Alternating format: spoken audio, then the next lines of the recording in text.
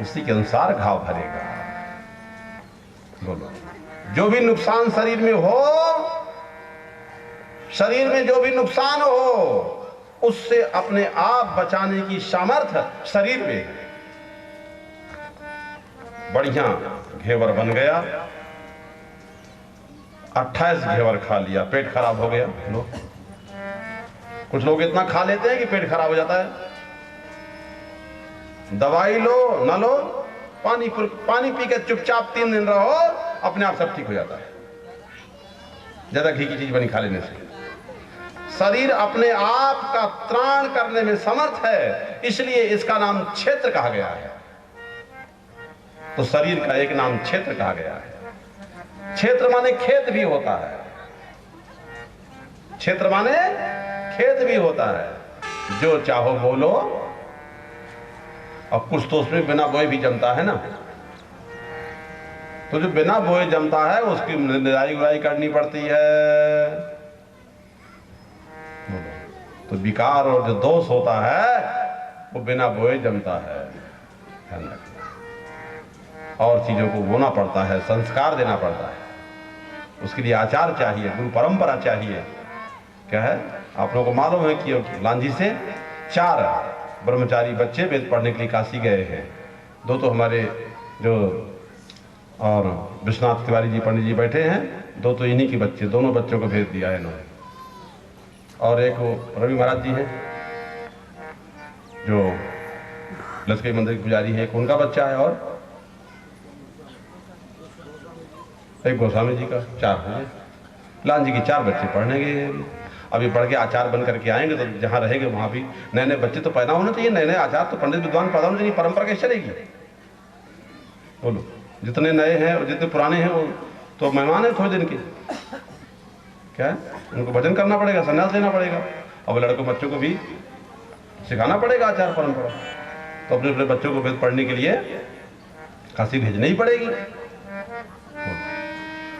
तो क्षयात, जो क्षय होता है उसी को क्षेत्र बोलते हैं। एक बार बुआई कर दो तो लोग कहते भाई जरा इसमें जरा दूसरी बो लिया है, अब तो वही अच्छी चीज नहीं होगी, जरा अटर मटर बो दो।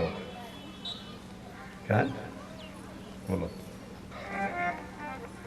शरीर हमेशा क्षय होता रहता है। हमारा तुम्हारा शरीर हमेशा क्षय होता रहता है। क्या है, हम लोग जितना भोजन करते हैं उससे जितनी ऊष्मा निकलती है उससे शक्ति बनती है, ऊर्जा पैदा होती है, और करीब करीब हम लोग रोज खर्च कर देते हैं। और शरीर में आदमी जो खूब खाता पीता है और खूब ऊर्जा पैदा होती है पर काम नहीं करता, बैठे बैठे खाता है, उसको शुगर रोगी डायबिटीज हो जाती है। आज दुनिया के लोग आलसी हो रहे हैं, काम न करना पड़े, बैठे बैठे खाने को मिल जाए, चाय भी चारपाई भी मिल जाए, भोजन भी वहीं पर मिल जाए, काम कुछ ना करना पड़े। बहू ऐसी आई कि सब काम कर दिए, और बहू आती है तो कहती कि सास सब काम करे। अभी तो हम नहीं आई, हम ट्रेनिंग करना पड़ेगा। और सास कहती है बहू आ गई तो सब करे, तब दोनों झगड़ा हो जाता है। क्या है, भले इस घर में बहू आ जाए लेकिन सास अपना काम न छोड़े। क्या है, और बहू नहीं जाए तो वो भी सास के साथ लगी लगी काम में लगी रहे, काम से जीना चुराए। ये नहीं कि हम अलग रहेंगे बहुत रोटी बनाना पड़ता है, ना ना, साथ में रहेंगे, सबको रोटी बनाओ, सफाई करो, ये करो वो करो, मिलजुल कर रहो प्रेम से। क्या है, काम से पीछे मत भागो। क्या है, सेवा करने से पीछे मत हटो, शरीर को आलसी मत बना लो, पड़े पड़े सोए सोए। क्या है, शरीर को हमेशा कार्यरत बनाए रखो कि तुम जितना भोजन करते हो अगर उसको नहीं, अगर काम नहीं दोगे तो फिर क्या है, फिर तुम्हारी शक्ति सीमित रह जाएगी, क्रियाशीलता खत्म हो जाएगी, और फिर वही रोग हो जाता है शुगर।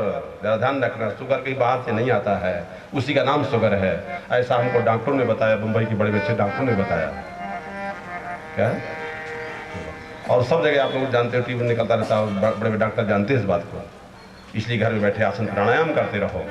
कुछ नहीं तो आदमी आसन प्राणायाम कर ले थोड़ा देर तो काम बन जाता है, ना तो आसन ना तो प्राणायाम। क्या है, इसलिए योगी ऋषि महर्षि आसन प्राणायाम करते रहते हैं। ये आसन प्राणायाम उनकी चीज है जो खेतों में काम करता है, जो दौड़ता है, जो घरों में काम करता है, दौड़ धूप के सेवा करता है, परोपकार के लिए दौड़ता है, उसे कौन सा नाक दबा के बैठना है? बोलो, क्या है?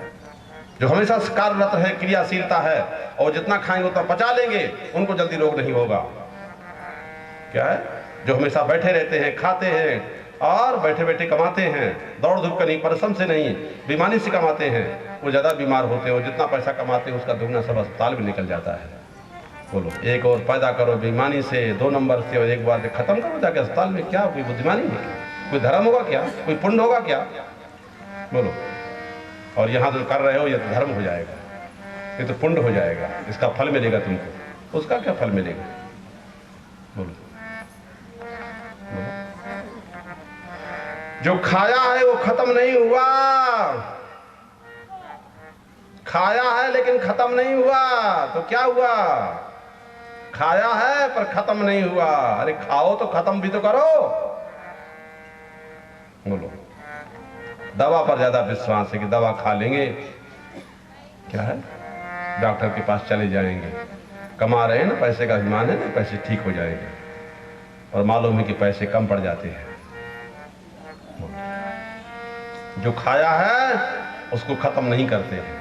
खाए हुए को तो हम शरीर के नए हिस्से में परिवर्तित कर देते हैं। खाए हुए को शरीर के नए हिस्से में परिवर्तन कर देने से ऊर्जा बनती है और जल्दी रोग भी नहीं होता। और जो पुराने हिस्से हैं उसको हम बाहर फेंक देते हैं। आप लोगों को मालूम है कि नाक से, कान से गंदगी, कभी कभी कचरा इकट्ठा हो जाता है ठंडी गर्मी के वेग से।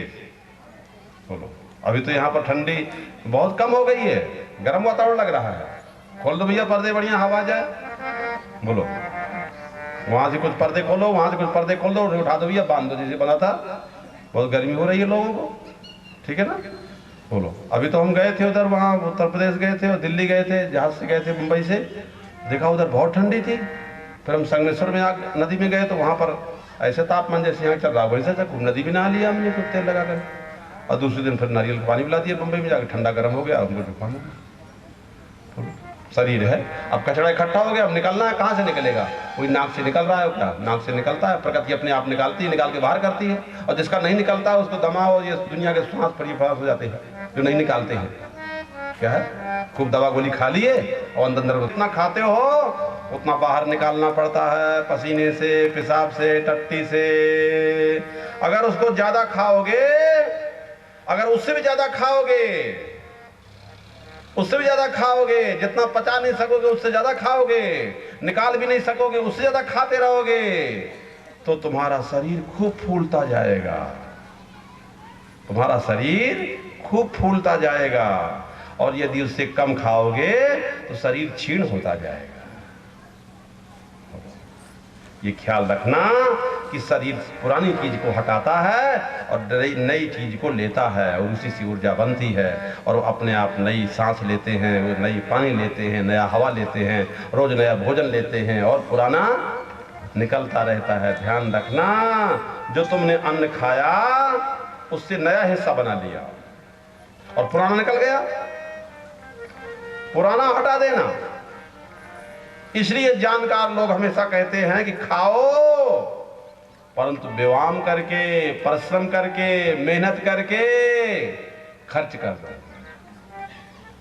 बोलो, कमाओ तो खर्च करना पड़ेगा कि नहीं करना पड़ेगा? बोलो, नहीं तैयार रहो दवा खाना जाने के लिए। कहाँ? लांझी, नहीं फिर बालाघाट, नहीं फिर नागपुर तो जाना ही पड़ेगा। बोलो, नागपुर, रायपुर, यहाँ कहीं भोपाल, जहाँ बड़े बड़े अस्पताल होंगे वहाँ जाना पड़ेगा। वहाँ से काम ना हो तो डॉक्टर कहेगा भैया तो बम्बई ले जाओ। और जिनके पास पैसे हैं वो अपना लंदन, अमेरिका चले जाएंगे, कई करोड़ खर्च कराएंगे। आजकल के लोग जरा बेवकूफ ज्यादा होते हैं ना, कहते हैं कि हम कम खाएंगे और फिर व्यायाम करके उसको खत्म करें, इसकी अपेक्षा हम कम खाएंगे। बहुत लोग ऐसे भी हैं, कहते हैं क्या जरूरत है कि हम कम खाएंगे तो फिर हम जो हो तो ज्यादा व्यायाम करना पड़ेगा। क्यों ज्यादा व्यायाम करें, कम खाएंगे? अरे कम खाओगे तो जो पुराना माल है उसकी जगह तुम नया नहीं बना पाओगे ना। बोलो, कम खाओगे तो पुराने नया नहीं बना पाओगे ना। इसलिए ऐसे में कमजोरी बढ़ती जाएगी, शरीर क्षय होता रहता है, इसका पुराना माल हटता रहता है, और नया कम खाता है तो बनाता कम है, तो उसको क्षय रोग हो जाता है। बोलो क्षर क्या बोलते हैं? क्षरणाथ। क्या बोलते हैं? क्षरणाथ। ये झरता रहता है, ये शरीर बराबर झर रहा है सबका। जैसे मटके में पानी भर दो और 2 महीने के बाद देखो तो खाली मिलेगा। भरा है, छेद कहीं से नहीं है। मटका, नया मटका होता है कुम्हार का, नया मटका लेकर के आओ, पानी भर दो गर्मी में, लेकिन कुछ दिन के बाद देखोगे तो खाली मिलेगा। खाली मिलेगा, धीरे धीरे झरता रहा। अगर आज भर करके देखो तो लगेगा भरा ही हुआ है। आज भरो तो कहोगे भरा ही हुआ है, कल देखोगे लगता भरा ही हुआ है, पर 2 दिन बाद कुछ कम पानी दिखेगा। ध्यान से, कहां गया वो पानी? बोलो 10 दिनों के बाद और कम होगा। इसी प्रकार से शरीर की ऊर्जा लोगों के अंदर क्षरण होती रहती है। रोज देखते हैं पर पता नहीं चलता है, लेकिन 10-20 साल के बाद देखोगे तो मालूम पड़ेगा कि अवस्था बदल गई। अज्ञानी को मालूम पड़ता है कि अब बदला है, पर ज्ञानी पुरुष मानते हैं कि प्रतिक्षण बदल रहा है। ज्ञानी पुरुष जानते हैं कि तो प्रतिक्षण बदल रहा है। चंचल सूर्य चंद्र है चंचल, चंचल सविग्रह तारा है। जगत प्रगत से चंचल अपने और मन की चंचल लीला है। प्रतिक्षण प्रकट चंचला जैसी यह सब परिवर्तनशीला है। प्रतिक्षण प्रकट चंचला जैसी यह सब परिवर्तनशीला है। जो शरीर के परिवर्तन को समझ गया, देह मन बुद्धि इंद्रियों के परिवर्तन को समझ गया, वो देह से ऊपर उठ जाता है। तब उसको मृत्यु का भय नहीं होता है, वह अमृत स्वरूप हो जाता है, और तब लोग ज्ञान देता है। जिससे मरने को डरता हो ज्ञान दे सकता है मृत्यु से अलग होने को? बोलो, जो स्वयं दुखी हो दूसरों को दुख मिटाने का संदेश दे सकता है? बोलो, जो स्वयं अज्ञानी हो दूसरों ज्ञान का उपदेश कैसे दे सकता है? तो अपने जीवन का पहले दुख मिटा लो कि मृत्यु का दुख ना रह जाए, भय ना रह जाए, शोक ना रह जाए, तब दूसरों को भी भय दुख शोक का संदेश देते रहो, और स्वयं को भय दुख शोक से रहित होकर के और सारे व्यवहार करते रहो। व्यवहार तो करना ही पड़ेगा, व्यवहार करो, परंतु ध्यान रखना, जब 20 साल के बाद देखोगे तब कहोगे कि बदल गया। हर एक शरीर का क्षरण हुआ मिलता है, हर एक शरीर क्षीण हो रहा है, हर एक शरीर बदलता है, क्षण होता है। इसलिए शरीर को क्षेत्र कहते हैं। क्षेत्रवत वास्मिन कर्म फल निवृत्ति है। क्षेत्र का मतलब खेत भी होता है। क्षेत्र माने खेत। इस शरीर में हम खेती करते हैं, खेती माने कर्म करते हैं, और कर्म फल रूप में हमने जो बीज बोया है वही फल रूप में आएगा, उसका भोग करते हैं। खेत में तुम जैसा बीज डालोगे वैसा ही फल मिलेगा, नहीं मिलेगा? बोलो, आम को बोओगे तो आम का मिलेगा, बबूल का बोओगे तो आम का कहां से आ जाएगा? इस शरीर को हमेशा खेत समझो कि जैसा तुम बोओगे वैसा तुमको मिलेगा। कठिनाई हम लोगों की क्या? बोलो, इसलिए पुण्डस्य फलमिच्छन्ति पुण्डम नेच्छन्ति मानवः। क्यों? ये पाप फलमिच्छन्ति पापम कुर्वन्ति यततः। पापम कुर्वन्ति यत्नः। मनुष्य की विचित्रता यही है कि व्यक्ति पुण्य के फल को चाहता है, पर पुण्य करना नहीं चाहता है, बहुत बहानेबाजी करता है, और पाप के फल की इच्छा नहीं करता है। क्या है? पर प्रयत्न करके नए नए तरीके निकालता है कि पाप कैसे करें, पाप कैसे करें। क्या है? धन कैसे इकट्ठा करें, धन कैसा इकट्ठा करें। बोलो, और इसलिए शरीर को क्षेत्र नहीं समझता है। वो शरीर तो क्षेत्र है, इसमें तुम बोओगे वो तुमको मिलेगा। खेत की तरह कलम फल को निवृत्त करने वाला होने से, और इसको क्षेत्र कहा गया है। शरीर क्षेत्र क्यों कहा जाता है? भगवान भी इसको क्षेत्र कहते हैं। ऐसा यही से भगवान, ये विवेक जरूरी है, इसी से विवेक होगा। क्षेत्र क्या है, क्षेत्रज्ञ क्या है, यहीं से विवेक होगा। शरीर क्षेत्र कहा जाता है, क्षेत्र है नहीं। क्या है, क्षेत्र है नहीं, क्षेत्र कहा जाता है। इसमें बोने वाले तुम नहीं हो और इसका फल भोगने वाले भी तुम नहीं हो, ध्यान रखना। इसलिए कर्तापन और भोक्तापन भी कहा जाता है। कर्तापन भोक्तापन भी, तुम जैसा करोगे वैसा भोगोगे, ऐसा कहा जाता है। पर सच्ची बात है क्या, बोलो कि ना, इसमें ना तुम कर्म करते हो, इसमें ना तुम कर्म करते हो और ना ही कर्म के फलों को भोगते हो। जब क्षेत्र और क्षेत्रज्ञ का विवेक हो जाएगा तो मालूम पड़ेगा कि किसी कर्म फल में मेरी स्पृहा नहीं। और जब आगे जाओगे, जब विवेक हो जाएगा, दुनिया के किसी अच्छे बुरे कर्मों से तुम्हारी स्पृहा नहीं रह जाएगी। तब सहज में कर्म करते हुए और तुम फिर निष्काम कर्म करते रहोगे, तो निष्काम कर्म करने वाला जो होता है वह शुभ और अशुभ कर्म उसको चिपकता और पकड़ता नहीं। क्या है? इसलिए ध्यान रखना जरूरी है कि तुम कर्मों को और करना न भोगते हो न ही कर्मों को करते हो। लेकिन जो अपने करने वाला मानता है, जो अपने वाला भोगने वाला मानता है, वो दोनों अज्ञानी हैं। आगे क्षेत्र क्षेत्रज्ञ का जो विवेक है वही बहुत ऊंची चीज है, बताएंगे आगे चल करके। शुरू में भगवान तो कह रहे हैं कि ये बात सच्ची नहीं है, क्षेत्र क्षेत्रज्ञ की इतनी ही बात सच्ची नहीं है।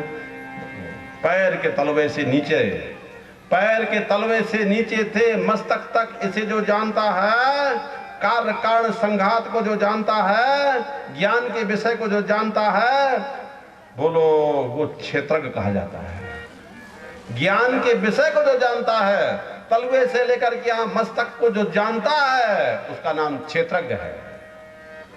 बोलो, ज्ञान के विषय दो प्रकार से किया जाता है, एक तो स्वभाव से और दूसरा उद्देश्य से। जीव स्वभाव से शरीर को विषय करता है, जीव स्वभाव से ही विषय को शरीर करता है। जैसे मेरी आंख गलत देख रही है आदि, वेद शास्त्र के द्वारा जो उपदेश दिया जाता है उससे भी विषय करता है। तो जितनी बातें कहीं, छत्राण शरण क्षेत्रवत, ये सब पता लगती हैं उपदेश से। कैसे? उपदेश से। वेदांत शास्त्र जब हम बताते हैं तभी पता लगती है, अपने आप इसमें से कोई बात पता नहीं लगता है। ध्यान रखना, शरीर को स्वाभाविक रूप से भी जानते हैं, वेदांत शास्त्रों के द्वारा भी जानते हैं।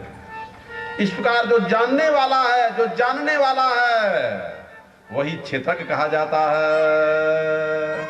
कौन कहते हैं? तद्विधि, जो क्षेत्र क्षेत्रज्ञ को जानने वाले हैं, जो क्षेत्र क्षेत्रज्ञ को जानते हैं, जो क्षेत्र और क्षेत्रज्ञ दोनों को जानने वाले हैं, वो क्या कह रहे हैं? तो क्षेत्रज्ञ पुरुष हो गया और क्षेत्र प्रकृति हो गई।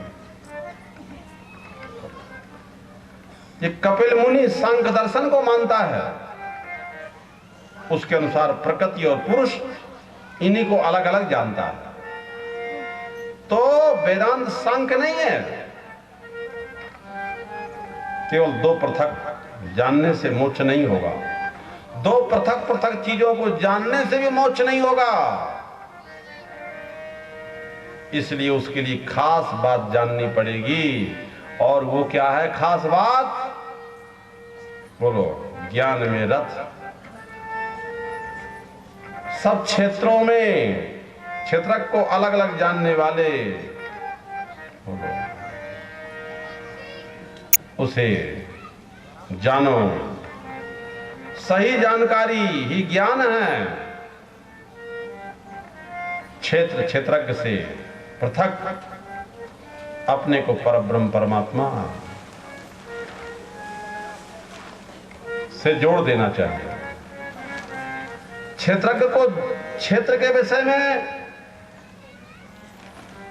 विषय करने वाले के रूप से जानना पर्याप्त नहीं है, इसलिए स्वाभाविक रूप से भी जानता है, उपदेश से भी जानता है। सब खेतों में, अनंत शरीरों में, छोटे छोटे कीटाणु से लेकर के ब्रह्मा तक सारे शरीरों में जानने वाला कौन है? मैं परमेश्वर हूं।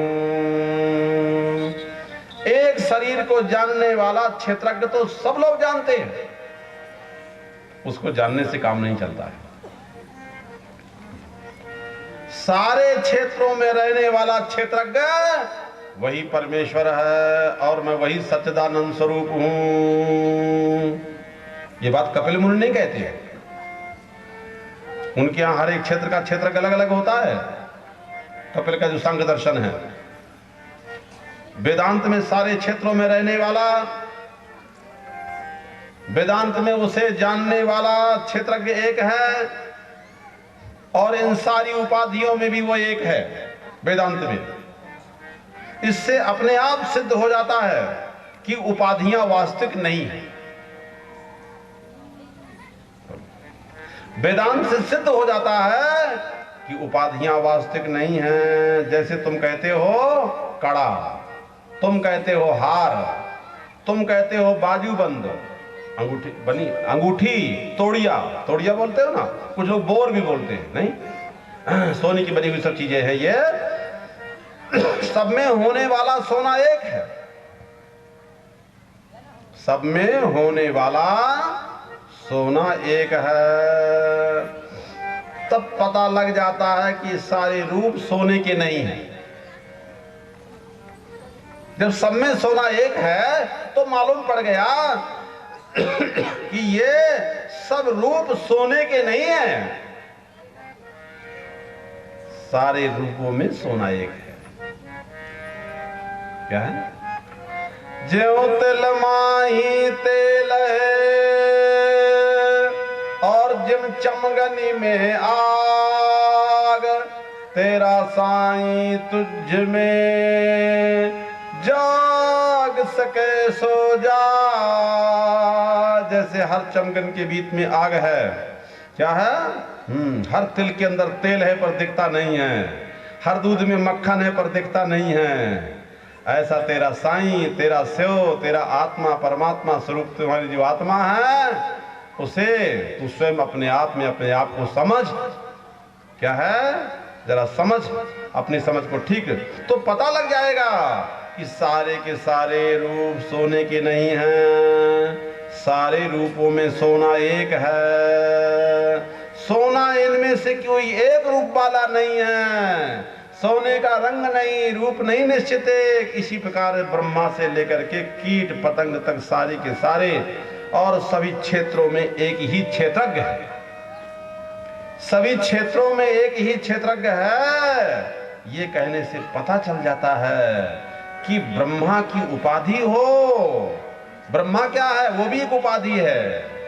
चाहे कीटाणु की उपाधि हो, चाहे ब्रह्मा का हो, पर दोनों, चाहे ब्रह्मा हो चाहे कीटाणु, ये दोनों का वास्तविक स्वरूप नहीं है। ध्यान रखना, तुम्हारा वास्तविक स्वरूप बताने के लिए अध्यात्म गुरु होता है। निरस्त सर्व उपाधि है, निरस्त सर्व, वो निरस्त सर्व उपाधि है। क्षेत्रज्ञ सारी उपाधियों से रहित है, क्षेत्रज्ञ सारी उपाधियों से रहित है। इसलिए न उसको है शब्द से कह सकते हैं और न ही उसको नहीं शब्द से कह सकते हैं। शब्द से कह सकते हैं, उसकी प्रतीति है, और रूप से नहीं हो सकती है। नहीं है, रूप से भी नहीं हो सकती। वो न सत न असत शब्दों का गोचर है, न सत असत शब्दों का गोचर है, क्योंकि सारी उपाधियों को जानने वाला है और सारी की सारी उपाधियों से रहित है। तो जिन उपाधियों को हम जान लेते हैं, जो हम जानते हैं, उसे जानने वाले को कैसे जान सकते हैं बिना किसी के जनाने वाले से? तो कोई जनाने वाला होना चाहिए। सोई जान जेहि देहु जानाई, सोई जान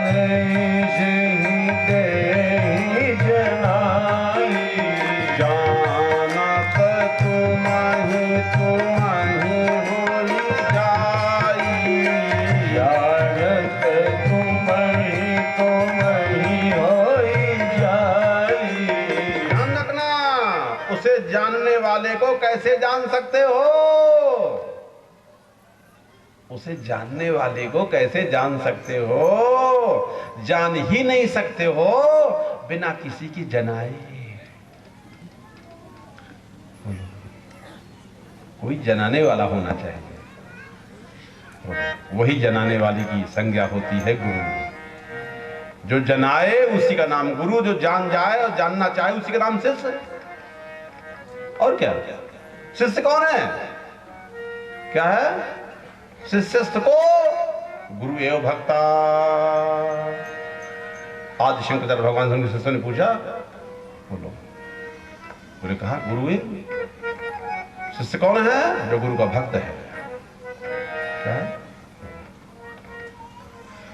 तो जान ही नहीं सकते, अपने आप कोई जान नहीं सकता है। सर्वथा अनजानी चीज हमारे सामने आके खड़ी हो जाए, जिस आदमी को हमने देखा ना हो, उसने हमको न देखा हो, और हमारे सामने आकर खड़ा हो जाए, उसके सामने हम खड़ा हो जाए, तो वो हमको नहीं जान सकता है, ना हम उसको जान सकते हैं बिना किसी की बताए।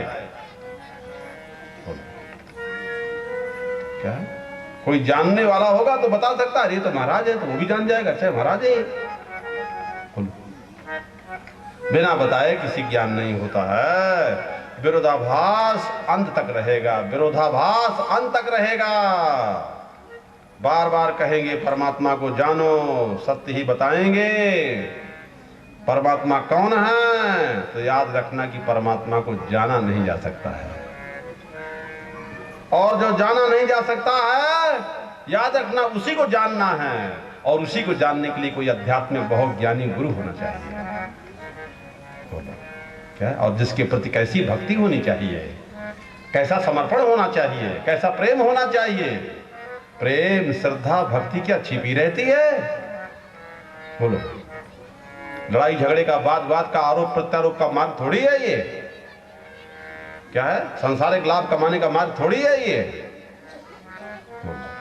जो जाना जा सकता है उसको तो है या नहीं रूप में देख सकते हो, और शब्द से भी कह सकते हो, परंतु जो जाना ही नहीं जा सकता है उसको ना तुम है रूप से कह सकते हो, और ना ही नहीं रूप से कह सकते हो। जो निरस्त सर्वोपाधि है उसको जानना है, जो निरस्त सर्वोपाधि है। ऐसे समझ लो कि तुम्हारी आंख सबको देखती है, देखती है ना? तुम्हारी आंख सबको देखती है, तो क्या अपनी आंख से ही सबको देखते हो? अपनी आंख से ही तो सबको देखते हो। बोलो, तो उससे देखने की शक्ति है, उसमें देखने की शक्ति है, परंतु उसी आंख को देखने की शक्ति क्या आंख में है क्या? बोलो, तुम अपनी आंख से क्या अपनी आंख को देख सकते हो क्या? बोलो, क्या आंख आंख को नहीं देख सकती? क्या आंख आंख को देख सकती है? इसी प्रकार जो सबको जानने वाला है उसको जाने कैसे? तो रामायण में आया, सोई जान जेहि देहु जानाई, सोई जान जेहि देहु जानाई। और भागवत में आगा कि गोपियां उसी परब्रह्म परमात्मा श्री कृष्ण को प्राप्त कर गई। ये जन्मों जन्मों का पुण्य था, अब उन्हें कोई जानने की जरूरत नहीं है। पुंजी भूत प्रेम गोपांगनम, भगवत में गोपियों का जो प्रेम है वही पुंजीभूत होकर के श्री कृष्ण को, श्री कृष्ण का जो प्रागट, श्री कृष्ण का जो प्रागट है वो गोपियों का ही प्रेम इकट्ठा होकर के श्री कृष्ण के रूप में आया था। और गोपियां क्या है? बोले प्रेम की ध्वजाएं हैं। क्या है? प्रेम करना सीखना है तो बोले भागवत का पाठ पढ़ो। विद्यालय विद्यालय प्रेम नहीं मिलेगा। क्या है? बोले यही जो भगवत विषयक प्रेम है उसके लिए कितना समर्पण, कितना प्रेम चाहिए, वो तो गोपियों जैसा चाहिए।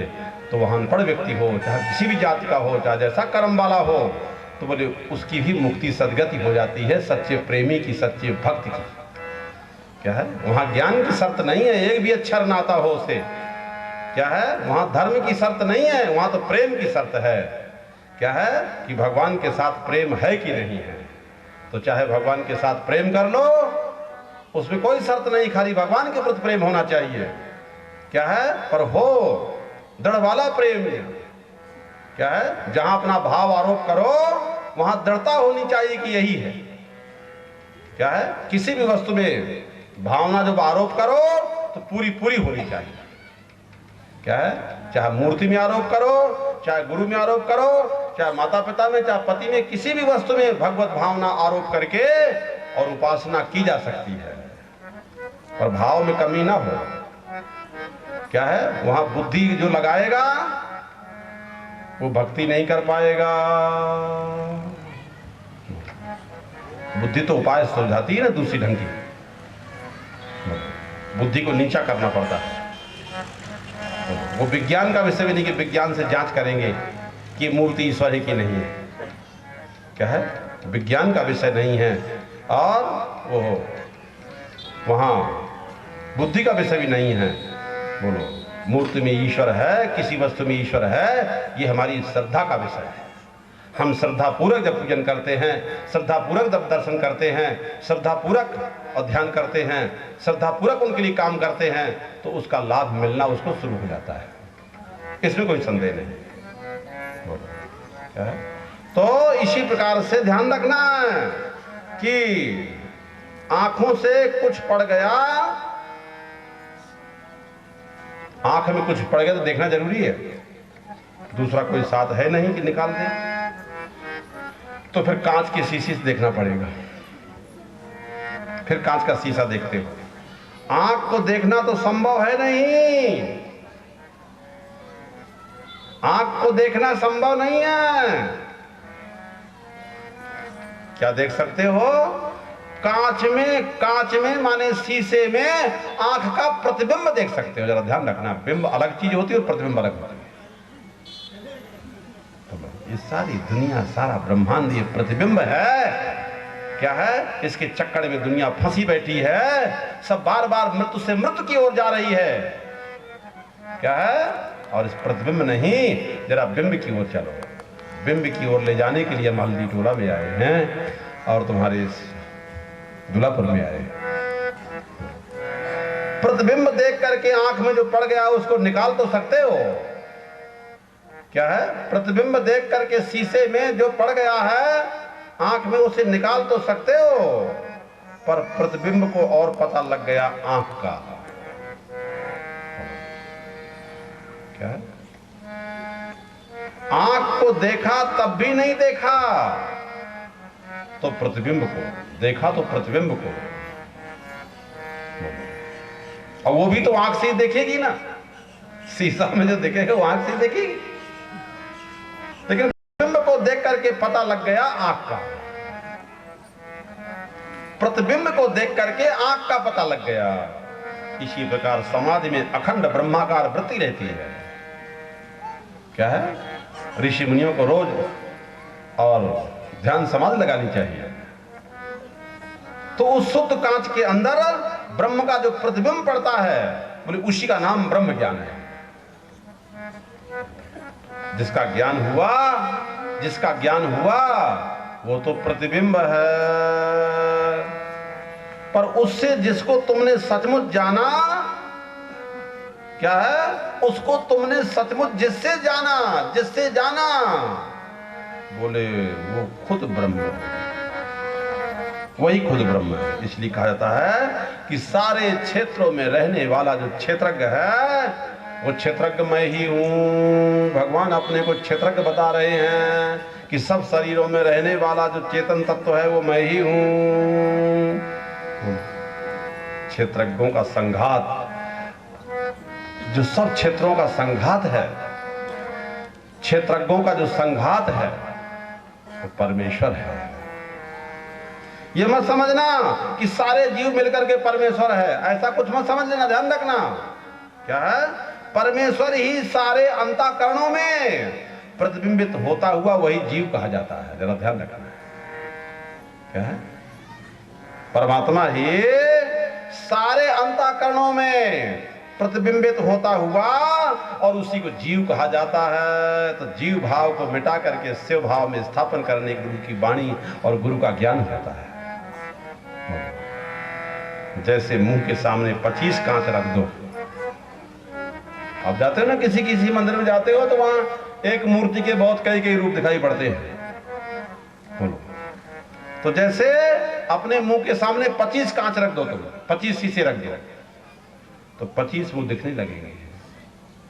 पर याद रखना कि 25 मुख तुम्हारे प्रतिबिंब हैं, प्रतिबिंब है, तुम नहीं हो। उन 25 में जो एक है वही तुम हो। बोलो, तो भगवान कहते हैं कि सब प्राणियों में, सब जीवों में, जो सब अंतःकरणों में और जो एक क्षेत्रज्ञ है वही मैं हूं। उन 25 कांचों में जो मुख दिख रहा है वो अलग अलग नहीं है। 25 कांचों में जो मुख दिख रहा है वो अलग अलग नहीं है। अरे भाई दिखेगा तो अलग अलग ही कि नहीं? दिखेगा तो अलग अलग है। एक कांच में पीला रंग किया हुआ है, एक कांच में नीला रंग किया हुआ है और एक कांच में धब्बे पड़े हुए हैं।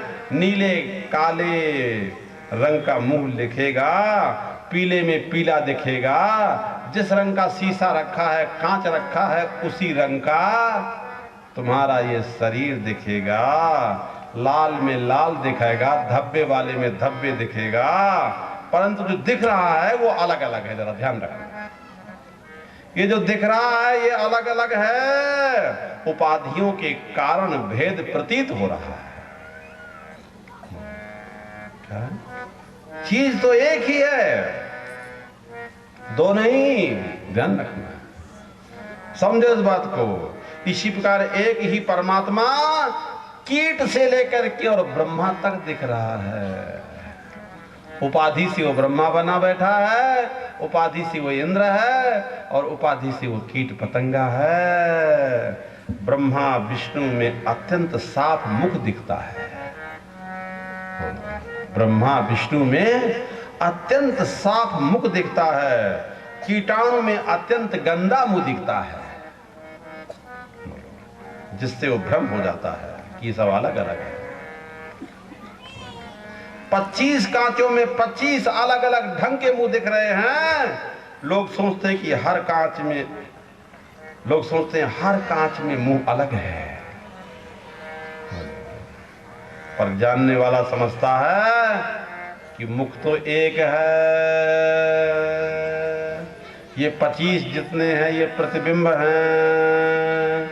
ऐसे एक ही परमात्मा को जो समझे, जो उपाधियों के कारण अनेक प्रकार का दिखता है, सब उपाधि को मिटा करके सब उपाधियों से निरुपाधिक जो तत्व है वो एक को समझे, पर अनेक प्रकार का बनता नहीं है। ध्यान रखना है, अनेक प्रकार का बनता नहीं है। अनेक प्रकार के शरीर ये अविद्या से, माया से मालूम पड़ रहे हैं। किससे? अनेक बनता भी नहीं है, अनेक तो खाली माया से मालूम पड़ रहा है। क्षेत्र क्षेत्र के ईश्वर की यथार्थता को छोड़ करके, ईश्वर की यथार्थता को छोड़ करके और कुछ नहीं है। जो जानने वाले योग्य हैं, जो जानने की योग्य है, उसके लिए कुछ भी बचता नहीं है।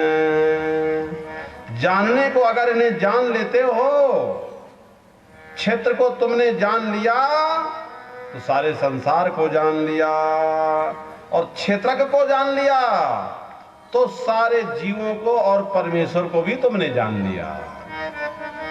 ये जो क्षेत्र और क्षेत्र का ज्ञान है, मम मतम, भगवान कहते हैं मेरा मत यही है। तत्व ज्ञानम, और तत्व का ज्ञान यही है। इन दो को जानने के बाद कुछ जानना बाकी नहीं रह जाता है। उपनिषदों में इस रूप से ही कहा गया है। क्या है? पिता ने पूछा, उपनिषदों में पिता ने पूछा, बेटा तुमने जान लिया? जिसके जानने से सब जाना हुआ बाकी रह जाता उसको जान लिया? बेटा जिसके जानने से सब जाना जाता उसको जान लिया? एक पिता ने अपने बच्चे को काशी पहुंचाया वेद पढ़ने के लिए, और 12 साल के बाद पूरी विद्या को जब वेद पढ़ कर के आया तो फिर अभिमान करके बैठ गया कि मैं बहुत बड़ा ज्ञानी हूँ। क्या है? और पिता से भी अपने को श्रेष्ठ मानने लगा। पिता ने कहा, अरे इसकी बुद्धि तो, ये विद्या का फल तो नम्रता होता है, और ये पढ़ाई का फल अभिमान थोड़ी है कि मैं इतना बड़ा जानकार हूँ। बोलो, पिता ने अपने पास बुलाया, बेटा ये बता, उसे तू जानता है जिसके जानने पर सब जाना हुआ हो जाता है? उसको भी तुमने पा लिया है जिसको पाने के बाद सब पाया हुआ हो जाता है? बोले, नहीं पिताजी, ये तो पढ़ाया ही नहीं गया है। वही मंत्र रटाए गए हुए हैं, जितना जितना जो जो बताया गया उतने रटे हुए हैं। इसी को तो हम बहुत समझ रहे हैं। बोले, नहीं बेटा, इसको जानने के बाद कुछ जानना बाकी नहीं रह गया, तुम्हारी विद्या अभी अधूरी है।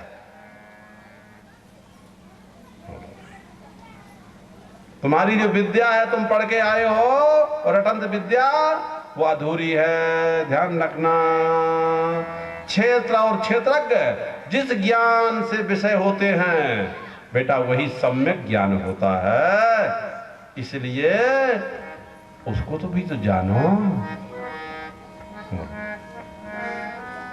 यदि सारे क्षेत्रों में क्षेत्रज्ञ एक ईश्वर है, यदि सारे क्षेत्रों में क्षेत्रज्ञ एक ईश्वर है, तो ईश्वर को छोड़कर कोई भोगने वाला बचा ही नहीं। फिर हम तुम अलग अलग कर्ता कहां हो गए, और हम तुम अलग अलग भोक्ता कहां हो गए? मैं करता हूं, मैं भोगता हूं, यह भी अज्ञान और अविद्या से ही जो जीव दुखी हो रहे हैं। और इन्हीं सब से बचाने के लिए गुरु होता है, जो गुरु की संज्ञा है, आध्यात्मिक गुरु। क्या है? गुरु तो पहलवानी के भी होते हैं, राजनीति के होते हैं, और पंडिताई के अलग होते हैं, और शस्त्र के अलग होते हैं, व्यापार व्यवसाय के अलग होते हैं, और हर काम सेवा के, सिलाई कढ़ाई के, बुनाई के, सबके अलग अलग होते हैं। भोजन बनाने वाले के अलग होते हैं, रसोइये के अलग होते हैं, संगीत वाले अलग होते हैं। ये सब क्या है? सब बहुत से होते हैं। तो बिना गुरु को तो कोई ज्ञान प्राप्त नहीं होता। बोलो, तो ईश्वर को छोड़ करके कोई भोगने वाला नहीं बचा। जब सारे क्षेत्रों में क्षेत्रज्ञ एक ईश्वर है, जब सभी क्षेत्रों में क्षेत्रज्ञ एक ईश्वर है, जब सब अंतःकरणों में एक ही प्रकाशित परब्रह्म परमात्मा ही प्रकाशमान है, और अपने अपने संस्कारों के अनुसार, और प्राणी वैसा बर्ताव करता है तो सब में एक, पर अपने अपने संस्कारों के अनुसार बर्ताव करता है। तो जब समस्त क्षेत्रों में एक ही क्षेत्रज्ञ है, क्या? जब सभी दुनिया के सभी सारे विश्व ब्रह्मांड के सभी क्षेत्रों में, सभी शरीरों में, सभी ग्रहों में, सभी जितना भी है एक ही ईश्वर क्षेत्र के रूप में है, तो ईश्वर को छोड़कर कोई भोगने वाला नहीं बचा, और ईश्वर को छोड़कर कोई करने वाला नहीं बचा ना। जिस नर नारी को ईश्वर का ज्ञान हो जाता है, उसे कर्ता भोक्तापन का अभिमान नहीं होता है। उसकी इंद्रियां सहज स्वाभाविक कर्म करती रहती हैं, और सहज स्वाभाविक कर्म करते हुए कर्म बंधन में बनता नहीं। क्या है? ये धर्म का रहस्य है, जिसे बहुत से लोग कम जानते हैं। क्या? तो क्या ईश्वर रोगी और दुखी आदि होता है? क्या ईश्वर जन्मता और मरता है? वो जवान बुढ़ा होता है? ईश्वर पत्थर है क्या? ये कागज का टुकड़ा है कि लगा दिया? बोलो, इसलिए ईश्वर का सही ज्ञान गुरु के बिना नहीं होता है। बोलो, क्या है? जब कोई संसारी जीव रहा नहीं, तो संसार का अभाव होना चाहिए। और ईश्वर को यदि जीव मानते हो, तो याद रखना वो भी दुखी होने वाला हो जाएगा। और तुम अपने को जीव मानते हो तो उसको भी जीव बना दोगे। तुम अपने को जैसा समझोगे, ईश्वर को, गुरु को वैसे तो समझोगे, उसके अलावा क्या समझ पाओगे? क्या है? जो कोई मानने को तैयार नहीं कि यदि ये जीव नहीं तो जन्म मरण भोगने वाला कोई नहीं रहेगा। दोनों तरफ से अनिष्ट की प्राप्ति होती है। बंधन मोक्ष बतलाने वाले सारे शास्त्र जितने भी हैं, वो अनर्थक हो जाएंगे। जब भगवान ही सब कुछ करता है, तो हमें दुख क्यों? बड़ा वाजिब प्रश्न है। भगवान कहते हैं सब शरीरों में क्षेत्रज्ञ मैं ही हूं। तो जो भी दुख होवे तो मैं क्यों दुखी होता हूं, मैं क्यों मरने से घबराता हूं, मैं क्यों शोक और इस तरह जिसको उपदेश किया जाता है कि ऐसा करो, ऐसा मत करो, सच बोलो, झूठ मत बोलो, नशा मत करो, गुटखा मत खाओ, सूर्य के बाद तक मत सो, गाली मत दो, जिसे ये कहा जाता है ईश्वर को कह रहे हो, ये भी नहीं बनता है। ईश्वर के लिए कोई उपदेश है क्या? बोलो, ईश्वर के लिए कोई उपदेश है क्या? ये किससे कह रहे हो? और जीव को तुम कहते हो तो जीव ईश्वर से अलग ही नहीं है, उसे कहने की संभावना ही नहीं है। तुम अज्ञान से उसे अलग मान रहे हो। तो अज्ञानी ही तो कर्ता भोक्ता होता है, अज्ञानी ही जन्म मरण को जाता है कि ज्ञानी भी जाएगा, परमात्मा ईश्वर भी जाएगा। बोलो, ये प्रश्न हमेशा तंग करते रहते हैं लोग, और दुनिया के लोगों को ये प्रश्न हमेशा तंग करता रहता है। करने कराने वाला ईश्वर है तो भोगने वाला हम क्यों? ये प्रश्न लोगों को तंग करता रहता है, और बड़े बड़े पढ़े लिखे लोगों को भी ये प्रश्न तंग करता रहता है। और करने कराने वाले हम हैं तो भगवान सर्वकर्ता कैसे? यह प्रश्न भी लोगों को तंग करता रहता है। यह प्रश्न तो अनादिकाल का है, और आज का भी है, और आगे रहेगा। और इसको समाधान करने वाले, ये किताब पढ़ के कोई ज्ञानी पुरुष नहीं बन सकता है, उसके लिए साक्षात कोई महापुरुष होना चाहिए, और उसकी वाणी से ही उसका समाधान होना चाहिए। शास्त्र कितना पढ़ोगे, जितनी बुद्धि होगी उतना लोगे, ज्ञान नहीं उससे किसी को हो पाया है। क्या है?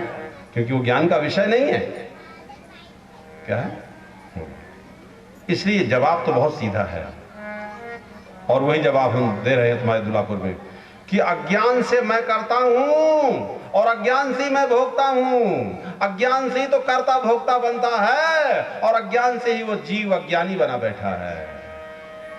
पर अभिमान बहुत लंबा चौड़ा है कि मेरे बराबर कोई दुनिया में है नहीं। क्या है? ज्ञान से न मैं करता हूं, और ज्ञान से न मैं भोगता हूं। पर अज्ञान से मैं करता हूं और मैं भोगता हूं, यही तो इसका प्रश्न का उत्तर है। सबके लिए है। ठीक है, जैसे कर्ण का नाम सुना है ना, महाभारत में लिखा गया है, कर्ण अपने को सूत पुत्र समझता था। कर्ण अपने को क्या समझता था? सूत पुत्र समझता था, क्षत्रिय नहीं समझता था। आप लोगों को मालूम है कि वो किसका लड़का था? कुंती का लड़का था। मालूम है ना? किसका था? कुंती का था। शादी के पहले वो कर्ण पैदा हो गया था, मालूम है कि नहीं? क्या है? सूर्यपुत्र था। आगे बात में क्या है? बोलो। उसे लोक लाश से वो नदी में बहाई थी, बक्सा में बंद करके। क्या है? तब फिर जिसने पकड़ लिया, फिर सूत पुत्र ने उसका पालन पोषण किया, तो उस सूत को ही अपना पिता समझने लगा। क्या है? इससे उसने बहुत दुख पाया।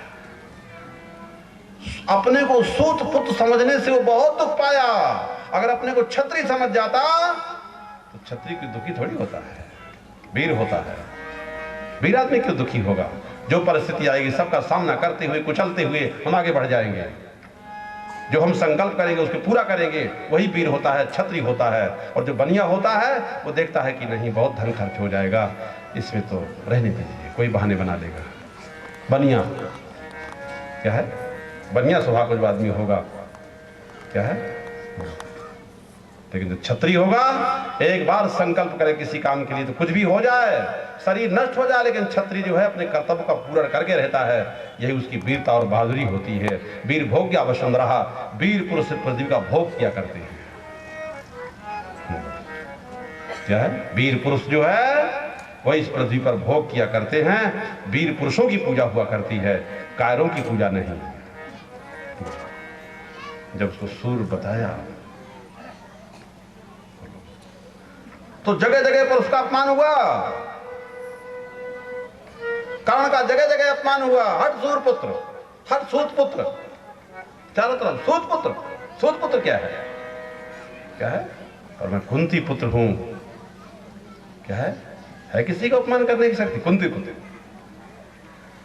क्या है? और जो अपमान किया तो जल के सब खत्म हो गए। जब उसको सूर ने बताया, सूर ने ही उसको बताया, क्या बताया? शूर ने बताया कि तुम कुंती के पुत्र क्षत्रिय हो, बता दिया। उसको पता लग गया, पता लग गया, पर ऐसा नहीं कि वो क्षत्रिय बन गया हो। उसे ये पता ही नहीं लगा,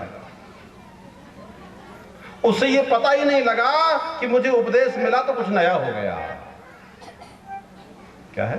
जब आदमी शिष्य बनता है और कहता है गुरु जी मैं ज्ञान चाहता हूं, आप मुझे ज्ञान दीजिए, मुझे भवसागर से पार होना है, आप मुझे अपना ज्ञान दीजिए, कृपा दीजिए, तो गुरु जब ज्ञान देते हैं तब तो उसको नई समझ आती है, नया ज्ञान आता है। बोलो, और यहाँ भाव ही ना हो और गुरु को बताए चलते रहेंगे तो क्या हो? धन को श्रेष्ठ, पद को श्रेष्ठ, जात को श्रेष्ठ, जो चीज को श्रेष्ठ मान गए उन्हीं को श्रेष्ठ माने बैठे हैं। तो ऐसे लोग ज्ञान ज्ञान होता नहीं। जब गुरु की वाणी में श्रद्धा ही नहीं तो ज्ञान ज्ञान होगा। जय श्रद्धा संबल रहित नहीं संतन कर साथ, तिन कहु मानस अगमयति जिनहि ना प्रिय रघुनाथ।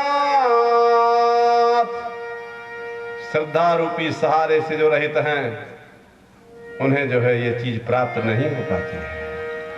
छोटा सा बच्चा प्रहलाद, छोटा सा ध्रुव, छोटी सी मीराबाई, ये सब श्रद्धा संपन्न थे। इनके पास श्रद्धा की पूंजी थी और उसी श्रद्धा के बल पर इनका रक्षण भी हुआ और भगवान ने उनको ज्ञान भी दिया। तो यही समझा कि मैं नहीं जानता हूं कि क्षत्रिय हूं, बता तो दिया गया। क्या है? सूर ने स्वयं बताया कि तुम कुंती पुत्र हो, अपने को सूत पुत्र मत समझो। लेकिन नहीं, गुरु किसी ज्ञान भी दे दे और अगर उसकी स्वीकृत नहीं है, वो ज्ञान पर ध्यान ना दे तो क्या होगा? हमारे भागवत में लिखा है अदृढ़ं हतं ज्ञानं प्रमादेन हतं श्रुतं असंदिग्धो हतो मंत्रः व्यग्रचित्तो हतो जपः। बिना दृढ़ता के ज्ञान किसी काम का नहीं होता है। जिस ज्ञान में दृढ़ता ही नहीं है वो ज्ञान किस काम का होगा? ज्ञान में दृढ़ता होनी चाहिए। सर्प है तो दृढ़ता होगी भाई काट लेगा, विषैला है। आग है तो ये ज्ञान रहे कि भाई तो जला देगा। क्या है? ऐसे गुरु है तो ज्ञान देगा और उसी ज्ञान से हम भवसागर से तर जाएंगे, हंसते खेलते सब समस्याओं को पार कर जाएंगे। क्या डरना है? मृत्यु के भय से मुक्त होना है, दुनिया के भय और शोक से मुक्त होकर के हम लोग काम करना और व्यवहार करना है। व्यवहार करना है, कार्य करना है, पर भय सुख दोष से रहित होकर के। और उसकी कला कौन बताएंगे? आध्यात्मिक गुरु जी बताएंगे। क्या है? कहानियों का मार्ग अलग है, कहानियों से मुक्ति नहीं होगी। कथा कहानियों से ये तुमको जो बताया जा रहा है सब कथाओं का सार है। कथा सारम। क्या है? सारम सारम समुद्भूतम, ऐसा वर्णन किया गया है। तो सूर ने बता दिया कि तुम कुंती पुत्र, तुम कुंती पुत्र हो। सूर ने बता दिया, पर वो समझा ही नहीं। कितने लोग गुरु बनाकर अपने घर में बैठ जाते हैं शिष्य बन करके, पर वो समझते ही नहीं गुरु जी ने क्या किया। न माला भी नहीं जपते हैं, सत्संग में भी नहीं आते हैं। क्या है? शिष्य बन गए हैं, वो शिष्य नहीं है, वो गुरु है। क्या है? शिष्य तो आप लोग हो जो शांत के साथ बैठे हो। क्या है? इसलिए ये नहीं अब वो जानता नहीं है और जानने ना जानने के कारण कुंती पुत्र अपने को कुंती पुत्र नहीं समझता, न जानने के कारण अपने को सूत पुत्र समझता है। ना जानने के कारण ये जीव अपने को जन्मने मरने वाला संसारी जीव समझे बैठा है। क्या है? और जब कोई गुरु के उपदेश से जान लेता है कि नहीं, जिसका नाश नहीं होता है वही हम आत्मा है, तो चलो शरीर के मरने का अब डर कहाँ रह गया, अब भय कहाँ रह गया है, दुनिया का लोभ लालच कहाँ रह जाएगा, विकार संसार कामना कहाँ रह जाएगी। क्या है? सहज में जितना होता रहे करते रहो, प्राज के अनुसार जो मिलता रहे उसमें चलते रहो, सारे व्यवहार सहज में स्वाभाविक करते रहो, पर कामनाएं बंधने के लिए नहीं उसकी होंगी। क्या है? किसी विषय का अभिमान उसे नहीं होगा, भोक्तापन का अभिमान नहीं होगा, कर्तृत्व का अभिमान नहीं होगा। तो इस प्रकार से न जानने के कारण जो जीव अपने को, संसारी जीव अपने को कर्ता भोक्ता मान बैठते हैं, मैं कर्ता मैं भोक्ता अपने को समझ लेते हैं, उस मुझको पता ही लगता है कि मैं अकर्ता अभोक्ता हूं। उस मुझे को ही पता चलता है। जो समझ लेता है कि मैं कर्ता भोक्ता हूं, उसे ही मालूम पड़ता है कि मैं कर्ता भोक्ता नहीं हूं। जरा ध्यान रखना, दो नहीं है। क्या है? जिसे अज्ञान से मालूम पड़ता है कि मैं कर्ता भोक्ता हूं, मैं दुखी हूं, मैं अज्ञानी हूं और मैं मरने वाला हूं, मरने वाला शरीर हूं, जिससे ये मालूम पड़ता है उसी को मालूम पड़ेगा कि मैं मरने वाला शरीर नहीं हूं, मैं अज्ञानी नहीं हूं और मैं दुखी नहीं हूं, मैं तो सच्चिदानंद स्वरूप हूं। यदि समझ सको तो यह समझो, क्यों भूले भी सभी बिन में। यदि समझ सको तो भूले भी सभी बिन में। यदि समझ सको तो यह समझो, क्यों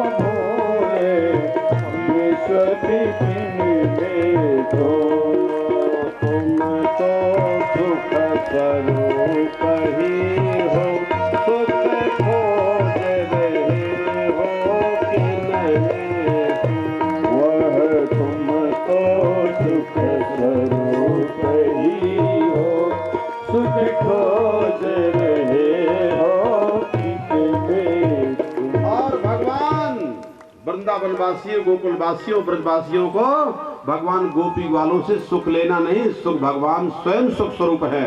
तो सुख स्वरूप भगवान सुख का वितरण करने के लिए गए, सुख का दान करने के लिए भगवान गए थे। भगवान तो स्वयं सुख स्वरूप है ना, तो जब उनके पास सुख है तो सबको सुखी तो देंगे, दुख की बात तो क्या देंगे, उनके पास दुख तो है ही नहीं।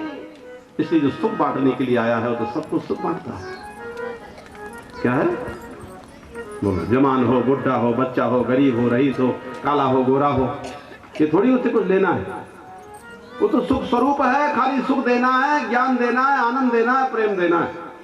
क्या है? उससे कुछ लेने की भावना नहीं, भोग बुद्धि नहीं। क्या है? अभिमान बुद्धि नहीं जो संसारी के पास होती है। क्या है? उसको भगवान के साथ ना जोड़ा जाए, उसको ज्ञान के साथ ना जोड़ा जाए और ना उसको ज्ञानी पुरुषों के साथ जोड़ा जाए, पर ज्ञानी जोड़ लेता है। क्या है? बोलो। तो कर्ता भोक्ता को समझ लेता है, उसे ये मालूम पड़ता है। जब कोई समझता है कि मैं कर्ता भोक्ता हूं, उसी को ये भी समझना है कि मैं कर्ता भोक्ता नहीं हूं। अज्ञान से जो समझता है कि मैं कर्ता भोक्ता हूं, उसी को समझना है कि तुम मैं कर्ता भोक्ता नहीं हूं। रहने वाला सब प्राणियों के हृदय में ईश्वर रहता है। प्रश्न करने वाले को ये समझ में आता है, प्रश्न करने वाले को समझ में आता है कि सब शरीरों के हृदय में रहने वाला है ईश्वर, और जैसे वो नचाता है वैसे ही नाचते हैं। पर ये समझ में नहीं आता है कि जैसे करने की हमें प्रतीति है कि हम करने वाले नहीं हैं, वैसे भोगने की भी हमें प्रतीति है कि हम भोगने वाले नहीं। क्या है? लोग ऐसा तो कहते हैं कि ईश्वर जिसको जैसा नचाता है वही नाचता है, और वैसा लोग करते हैं, पर उसको ये मालूम नहीं है कि क्या है, जैसे करने की हमें प्रतीत है कि हम करने वाले नहीं हैं, ऐसे भोगने की भी हमें प्रतीत है कि हम भोगने वाले नहीं। तुम्हारे और वो परमात्मा ही सब रूपों में अलग अलग खेल कर रहा है। वो परमात्मा ही अलग अलग रूपों में खेल कर रहा है। देखो तुम्हारे शरीर में दो छिद्र हैं, है ना? एक छिद्र से तुम खाते हो और दूसरे छिद्र से निकालते हो, है ना? दो छिद्र है ना, एक खाने वाला, एक निकालने वाला मलद्वार से, ठीक है? निकालने वाली चीज के प्रति तुम्हारे पास है बुद्धि है कि ये बड़ी गंदी चीज है। बोल सही बात है ना? हाँ, मल को फिर आदमी देखता नहीं है, क्या है, नाक बंद करना पड़ता है अपने ही मल को। क्या है, बहुत गंदी चीज है। निकालने वाली चीज को तुम हे समझते हो, हे जानते हो ना, हे बुद्धि, हीन बुद्धि, हीन चीज है, क्या है, घटिया किस्म की है। और खाने वाली चीज के प्रति तुम्हारे अंदर उपादेय बुद्धि है, अच्छा अच्छा खाने को मिले, क्या है, अच्छी अच्छी सब चीज मिले, क्या है, वो सबके पास ये बुद्धि है कि अच्छा अच्छा खाने को मिले, अच्छा अच्छी चीज मिले। बहुत अच्छा मानते हो कि बढ़िया, अच्छा शुद्ध घी मिला, शुद्ध अच्छी चीज खाई, अच्छी चीज खाई, जो सवेरे निकला उसको देखना भी नहीं चाहते हो, क्या? और वही निकला और कुछ नहीं निकला, वही जो खाया था ना वही निकला, पर अब उसको देखना नहीं चाहते हो, हे बुद्धि। सही बात है ना? निकला कुछ दूसरी चीज नहीं, निकला वही जो खाया, वही निकला, पर देखना भी नहीं चाहते हो। एक छिद्र कम हो और तो क्या दूसरे छिद्र में तुमको ज्यादा हो गया? बोलो, हैं? एक हाथ से खाते हो तो उसी हाथ से मल भी साफ करते हो कि नहीं? बोलो, तुम छूत लग जाती है क्या? अछूत हो जाते हो क्या? लोग कहते हैं दूर रहे हमको मत छूत। बोलो, तो रोज तो मैला धोते हो गंदी चीज,